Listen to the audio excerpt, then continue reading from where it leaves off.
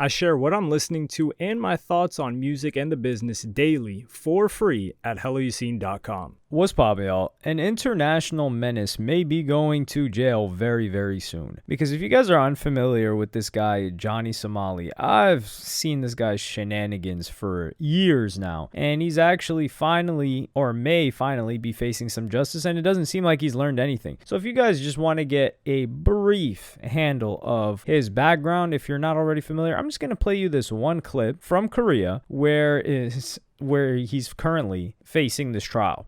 So what do you want to talk about? Swing or not? Like, niggas gonna come up to me, bro, why you being racist to other people in other countries? For money. For clout. I've said it many times. I don't give a fuck. I have no morals. I'm a fucking sociopath. I don't give a fuck. Put this in your next YouTube documentary. I don't give a fuck. Our Korean niggas is weak as Swing on it. I was swing on the nigga right now. I was waiting for him to swing on Johnny. I was waiting, bro. I was waiting for him to We're ready, do it. Reddit, Twitter, come. I wanted to stop on this. Hank is here tonight. We're not scared. Go to Johnny's favorite. We're gonna have a good time. Swing.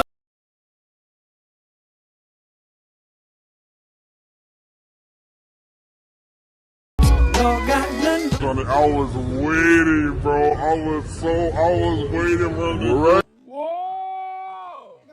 Shut up! Shut up! What's up?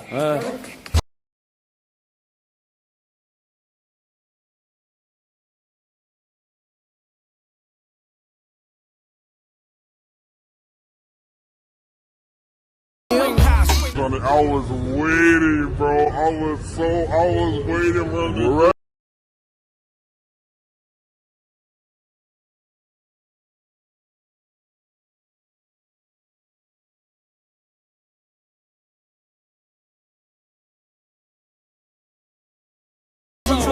Swing or not? So you guys just saw this guy was just calling people out. Keep in mind, this was after he had done a bunch of foolery, illegal activity, taunting people and disrespecting people in Japan. And some people were saying, yo, is this guy going to get arrested or what? But they just didn't want to do anything to him. I think they arrested him at one point and then just said, hey, man, can you please just leave our country? So he got out of Japan by the skin of his teeth. Is that what they call it? I forgot that term. Regardless, he comes back to America and then he says, hey, I'm going to do this all over again in Korea. And that's where you got that clip. So he continues to do a bunch of disgusting behavior in Korea. And then he eventually faces these charges. And how does he handle this situation? So he's got charges. He's waiting on his trial. And the night before, this is what he's doing. I don't give a nigga. If these niggas gonna lock me in the country, I'm gonna make bread. If these niggas lock me in the country, I'm gonna make bread. I don't give a fuck. I don't give a fuck. Send that shit to the prosecutor. My live stream donators, they gonna get a nigga rich and oiled. Because they feel bad that I've been locked here. Nigga snitching. Johnny Somali is making money. Yeah, bitch. Don't lock me in the fucking country, Korean corrupt ass fucking government, nigga. If the government don't want me to work, nigga, I'm not working. I'm streaming, nigga. That's two different things, nigga. I could be in Home Depot or selling my booty hole. That's working. Shut the fuck up. So yeah, this guy has been stuck in South Korea. He's getting drunk the night before he has to go to court. And what do you think? Do you think he showed up to court on time? This guy's damn near moving like a rapper. No, he didn't show up to court on time. So there were some people live tweeting what was going on. This one commentator, A. Tozy, he said, went to the Johnny Somali trial today in Seoul, South Korea. Things went terrible for him. He came in smiling and mocking us, but the smile was cut quickly when the judge announced the charges. With the current official charges, he's facing a decade in prison, but we also found out more charges are coming alongside a separate court case. The case before him had been ongoing for over a year, so it seems like either way he will be stuck here for a while. If there's a takeaway, don't harass people in public for your content, then continue to double down over and over again. This guy got into violent altercations with people in Korea too. So what happened was, and this other set of tweets gives you what he was pleading guilty to. So he pled guilty to other charges, which is like obstruction. There were 4 charges. So 2 counts of obstruction of business and 2 violations of the Minor Crimes Act. So they're small crimes, but the nuisance is that this guy is a menace. He straight up menaced it. I'm just going to play you guys another clip of what was going on in Korea.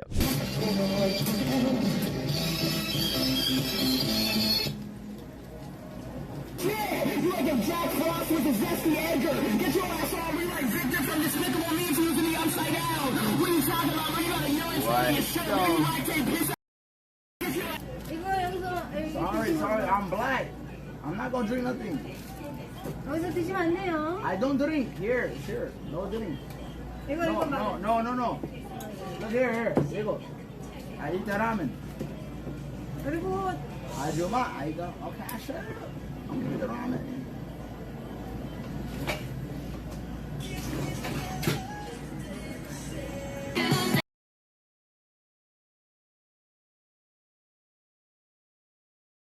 Father was right to say you should never have kids.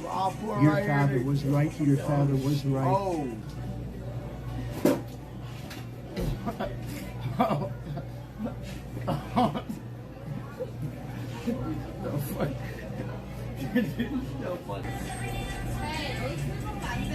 What are you talking about? 안 된다고요. 소주 안 된다고. Shut up. 폴리스? Call the police. 폴리스 불러요, 형님. Stupid ass. I didn't even drink here. Are you dumb? I already Anonymous you said stupid bald ass bitch. Shut up, bitch. I did not drink it, you stupid bitch. Fuck you. Fuck you, Chinese ass bitch. Fuck you.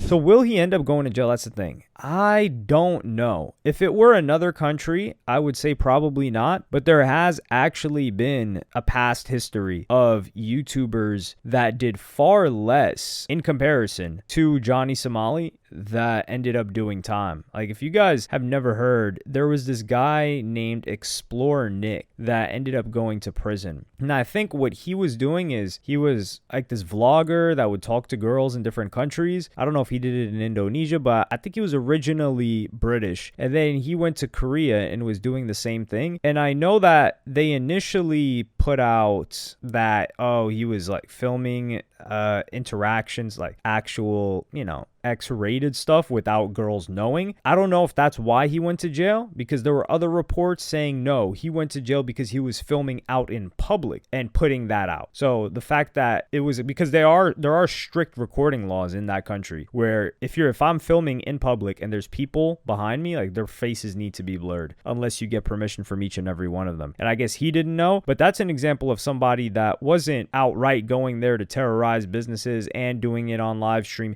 And the internet, when it happened to this Explorer Nick guy, the internet was not what it is right now with things spreading to tens of millions of people in the way that it did with Johnny Somali, who this guy really picked the worst name because he's given Somalis a terrible name, and apparently he's not even Somali. It's not like they need a representative to give them a worse reputation considering how the media has portrayed Somali people. Some people will say like, oh yeah, you shouldn't do this for content. I honestly think what this guy was doing was difficult, to be honest. Let's keep it a buck, man. You got to go out of your house. You got to go to a different country. You got to be an absolute menace. So it's either he was working really hard or this is just, he's not new to this. He's true to this. And I think it's the second one, because for you to be able to enjoy doing this, I think for most of us, even people that do actual crimes, they think like, man, I don't want to inconvenience somebody for no reason and do it on camera. This guy was doing both with a smile on his face, giddy. This entire genre of content, though, is terrible. And the reason why I say it's terrible is that it will make people crazy if they're not already crazy. But this guy was already crazy. And it attracts this, I wouldn't call it parasocial. Parasocial is more so the relationship between maybe like Pokimane and somebody that watches her, or somebody that's more personal. I don't think she gives too much information on her personal life. But let's say a streamer gives a lot of information on their personal life and someone feels like they know them. That's more parasocial. IRL, it's almost like an augmented reality game for the viewers of that particular genre, especially since 2017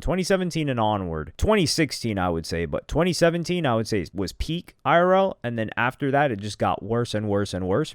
And the viewer base feels like, hey, I have this character out there. And if you guys remember, I think he streams like this too, Johnny Somali. They have these TTS and media donations. So people would walk around with a speaker, and then the viewer is able to donate a certain amount and then play media, whether it's from a YouTube clip or whatever else may be. And then people would hear it in the surrounding area. Or they would be able to play text to speech. And people were trying to get reactions because they've got this other person that they don't know. They are anonymous. So let's say Johnny Somali in this instance, although this isn't what he was doing, but I'm saying this broader genre of streaming. This individual's out there in public and you get to harass people in public. So I think it brings out the intrusive thoughts, the things that people would do if they knew that they wouldn't face any repercussions or it couldn't come back to them. And it manifests through that streamer, or they try to encourage that streamer to do these things. Because the majority of people that watch this Johnny Somali guy, do you think that they actually are fans of him or enjoy or like the guy? No, they enjoy the show that they're about to watch. And they were probably praying like, please, somebody knock this guy out. And that is the difference between a lot of IRL content, or what IRL content devolved into, and the separation between that and regular, let's just say, commentary, or let's say thought pieces or reactions or any number of other things. The viewer is usually there because they like what the person is going to say, or they're interested in what the person is going to say, but they like the content itself and to a degree the person that they are listening to. There's somewhat of an element of that. In this genre, with like a Johnny Somali in particular, there was another guy called something Sanchez who is in the same community. And this guy climbed up the side of the Brooklyn Bridge and he's in jail now for probably some other reason. So these guys, it's one hell of a way to ruin your life. Yeah, this guy, it was in 2021, it came out. Manhattan man who identifies as an incel, Smooth Sanchez was the guy's name. He made a hoax threat to detonate, what do you detonate? Yeah, that thing, at a restaurant in the Flatiron neighborhood. So he caught a case for that. It's even on the Department of Justice. So this genre of streaming just needs to go, man. And it died for a while because Twitch was cracking down and YouTube, and they couldn't really survive.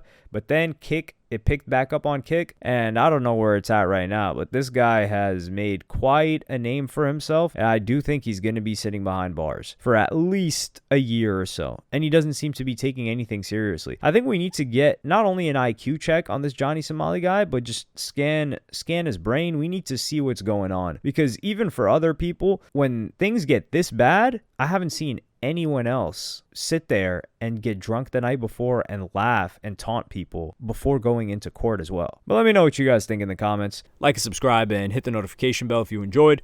Follow me on Twitter and Instagram. Go to helloyassine.com and I'll see you in the next one. Thank you for watching. Peace.